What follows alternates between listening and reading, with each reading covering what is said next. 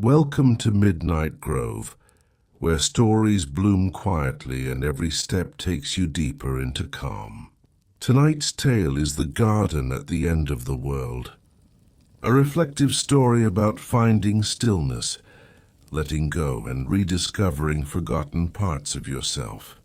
Nina thought she was simply driving to clear her mind until she stumbled upon an iron gate at the edge of nowhere, and beyond it, a garden unlike any she's ever seen. Here time slows, paths wind softly, and the weight she's carried begins to gently lift. So settle in, breathe deeply, and let the story unfold like petals in the dark. The Garden at the End of the World. Chapter 1. The Gate with No Road. Nina didn't remember when the road ended. She had been driving without a destination, past the city, past familiar signs, until the paved lines faded beneath her wheels and turned to gravel, then dirt. It had started as a way to clear her head. Something about the hum of the engine, the blur of trees slipping past the windows, felt easier than sitting still with the noise in her mind. Her life lately had felt like loose threads. Work deadlines missed, relationships frayed, conversations she should have had but never started. Everything pulled slightly apart, like a sweater unraveling stitch by stitch. When the dirt road narrowed to almost nothing, she thought about turning back, but something kept her foot on the gas, a quiet instinct that there was something just beyond the next bend. And then she saw it. Nestled at the bottom of a slight hill, past tall grasses and wild trees, stood an old iron gate. There was no sign, no fence stretching away from it, just the gate, freestanding, waiting. She eased the car to a stop.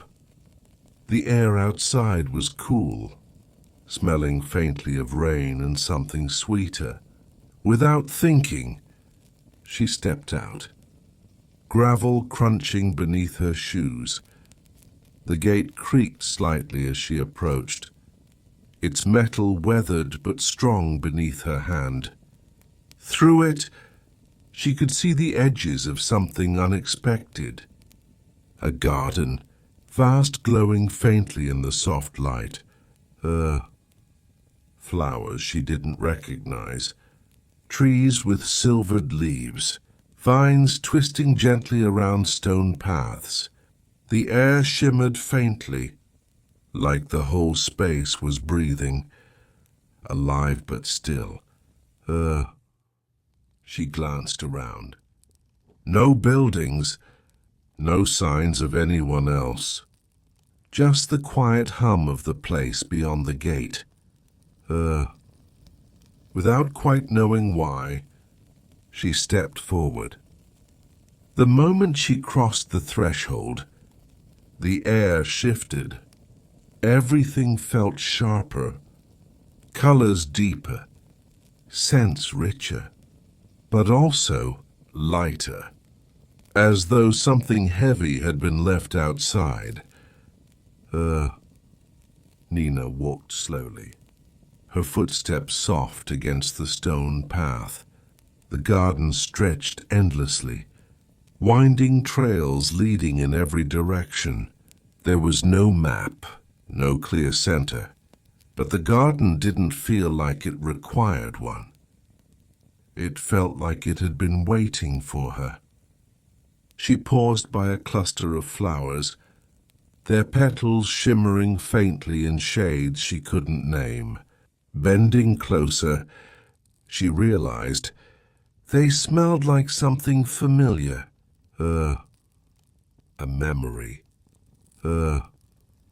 Not one she could immediately place, but the scent stirred something in her chest. A day long ago. Laughter on the wind.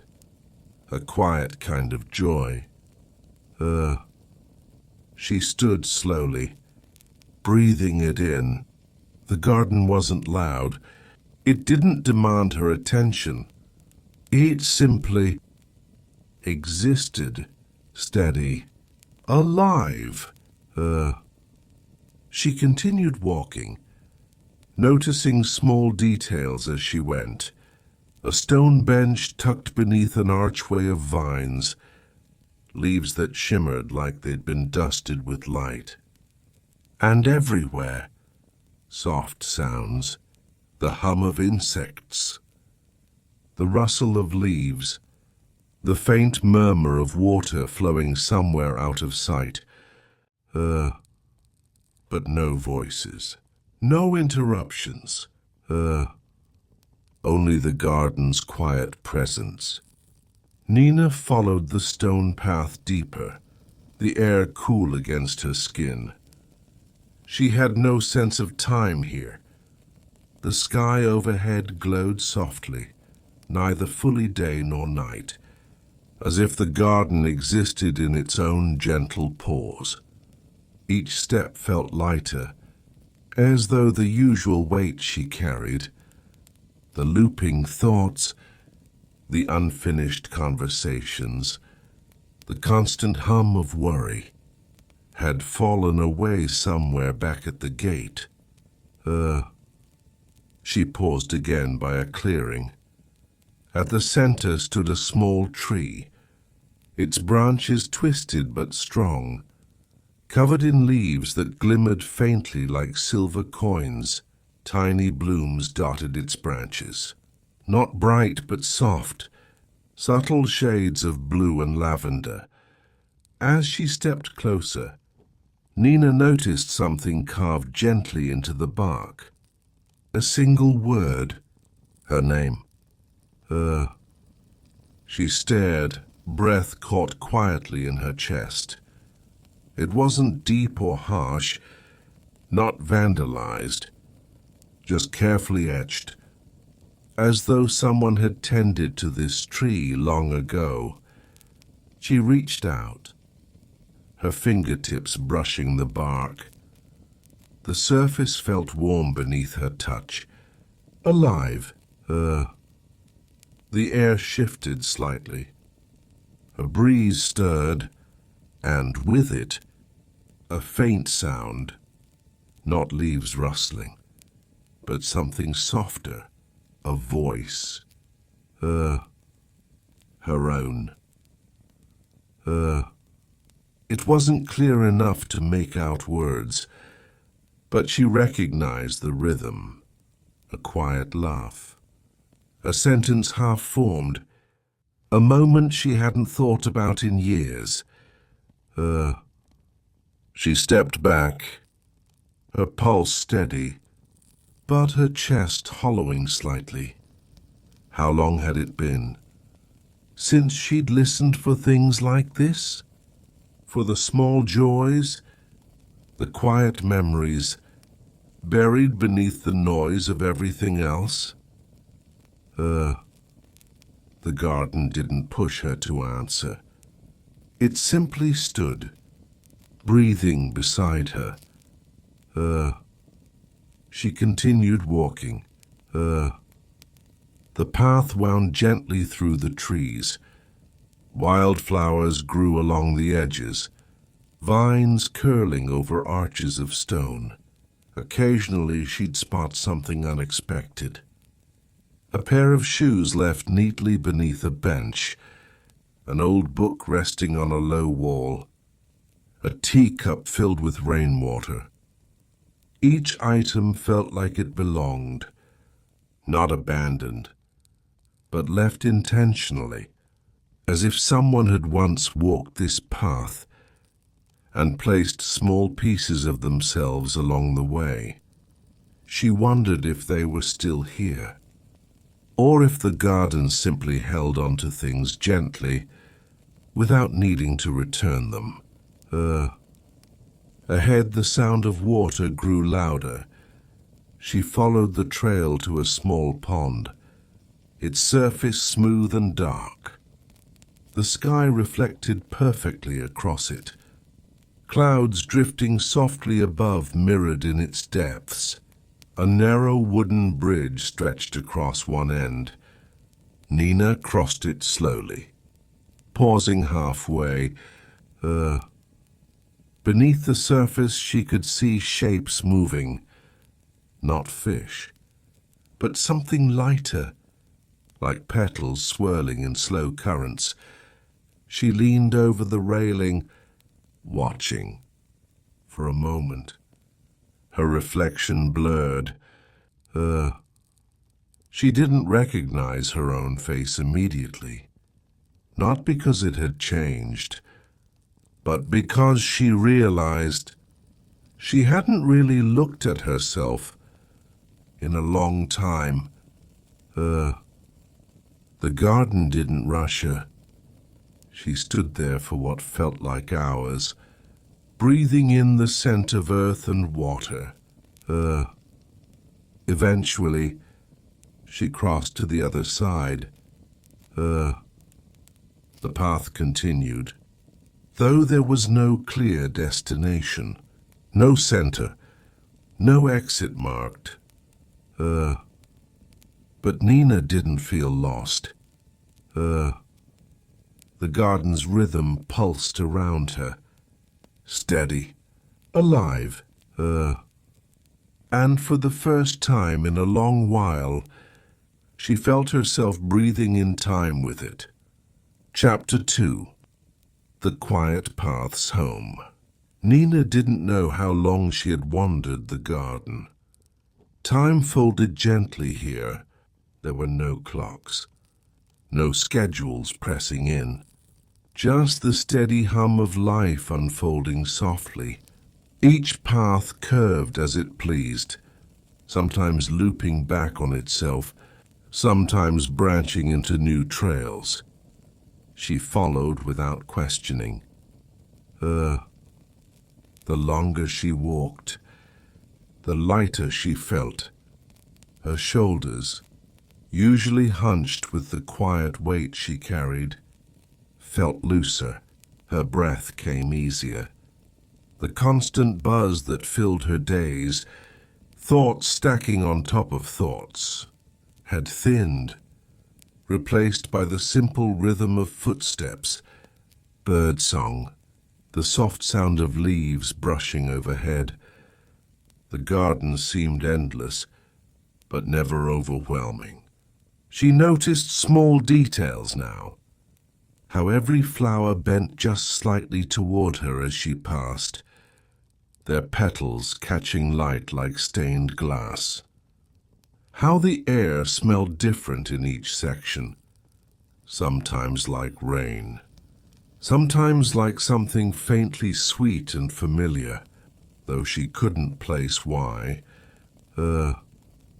She paused by another tree, its branches heavy with glowing fruit. One dangled low, and without thinking, she reached out and plucked it. The skin felt smooth beneath her fingers. When she took a bite, the flavor startled her, not overly sweet, but layered. It tasted like something from childhood, like a memory long forgotten, but unmistakably hers. The garden didn't seem to mind her taking it. It felt like the place wanted her to. Further down the path, she spotted something else. A low wall covered in ivy. Nestled on top, her small collection of items, a worn photograph, edges curled, a pair of keys, a folded piece of paper. Blank. She stood there a long moment, eyes resting on the photograph. The faces were blurred, but something about the posture, the way the people stood close, shoulders nearly touching, felt achingly familiar. She didn't take anything, just noticed. It felt enough. The path curved again, leading her toward another clearing. This one larger, the trees forming a soft circle overhead. At the center sat a bench, simple, carved from dark wood, its surface smooth from time. She sat without hesitation. The air here felt different, still, but not empty. Like something was waiting, without urgency. For the first time since she entered the garden, Nina let herself sit still. No walking, no searching, just breathing. The sounds folded gently around her, the distant trickle of water, the soft rustle of branches, the faint hum she couldn't quite place. Her eyes drifted shut. She thought of the days that had led her here. The noise, the heaviness, how she'd kept moving, trying to hold everything together, without ever pausing long enough to ask herself why. But here, the garden didn't require answers. It didn't demand explanations. It simply offered space. She opened her eyes slowly, noticing something at the far edge of the clearing. A second path, one she hadn't seen before. She stood, moving toward it. This path was narrower. The trees leaned closer overhead, their branches intertwining to form a soft canopy. The ground beneath her feet felt familiar, as though she'd walked it before. As she rounded a bend, she spotted something that made her pause. The gate. The same iron gate she'd first stepped through. But now, on the other side, she could see the faint outline of the world she'd left behind. Her car still parked where she'd left it, the horizon stretching wide beyond. She stood at the threshold, hands lightly brushing the metal. Behind her, the garden hummed quietly, not pulling her back, not urging her forward, just waiting. She glanced back once more, the paths winding softly, the trees glowing faintly. She knew now. The garden would always be here. Not as something to escape into forever, but as something she could carry. A rhythm she could return to, even when the noise outside grew loud again. She stepped through the gate. The air shifted. The hum of the garden faded, but didn't disappear. It lingered beneath her ribs, steady. As she climbed back into her car, she glanced in the rearview mirror once more. The garden stood quietly behind her, the gate now closed. But she felt it, still there, alive. And as she drove back toward the world she'd left, the weight she usually carried felt lighter, because she knew, somewhere, beyond where maps end, the garden waited. And now, she carried a piece of it with her. Thank you for joining us tonight at Midnight Grove for the garden at the end of the world. Nina learned the garden wasn't something to escape to. It was something to carry, a reminder that even in life's unraveling moments, there are quiet places within us where we can rest, breathe, and remember who we are beneath the noise. As you drift into sleep, know that those gentle paths are always there, waiting. Sleep well, and we'll see you next time.